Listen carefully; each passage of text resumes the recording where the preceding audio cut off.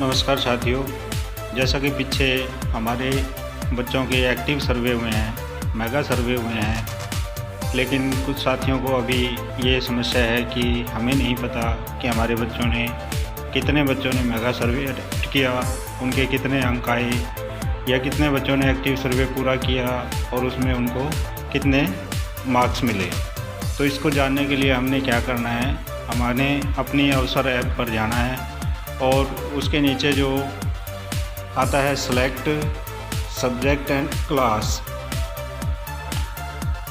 यहाँ पे इसके नीचे जो है ऑप्शन दिए हुए हैं क्लास और दूसरी साइड दिया हुआ है सेलेक्ट सब्जेक्ट। तो हमने ये यहाँ से अपनी क्लास सेलेक्ट कर लेनी है। जैसे यहाँ पे मैं चौथी कक्षा को सेलेक्ट कर रहा हूँ। आपने असेसमेंट जब आएगा, जब असेसमेंट जो दिख रहा है, ये असेसमेंट सेट टेस्ट के लिए खुलेगा। तो सेट टेस्ट जब होगा तो वो असेसमेंट में शो करेगा। लेकिन हमें मेगा सर्वे और एक्टिव सर्वे की रिपोर्ट देखनी है, तो हम इसको सर्वे पे क्लिक करेंगे। इस लाइन को, जैसे ये यहाँ पे है ये सर्वे, इस सर्वे पर क्लिक करेंगे। अब हम इसकी रिपोर्ट देख सकते हैं कि कितने बच्चों ने मेगा सर्वे किया या कितने बच्चों ने एक्टिव सर्वे कंप्लीट किया। जैसे अभी यहाँ पे हम हिंदी का लेते हैं।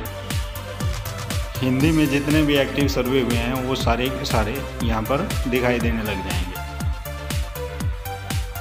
जब हम छोटी बातें बड़े काम की इस पर क्लिक करते हैं तो हमें पता लगता है कि हमारे कितने बच्चों ने ये एक्टिव सर्वे कंप्लीट किया और उसके कितने अंक आए।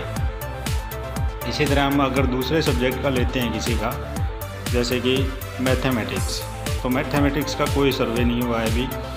इसके बाद इंग्लिश का देखते हैं, तो इंग्लिश में ये देखो ये शो कर रहा है अबू अली काउंट सीट डंकी। तो ये एक्टिव सर्वे जो है आपको दिखाई देगा।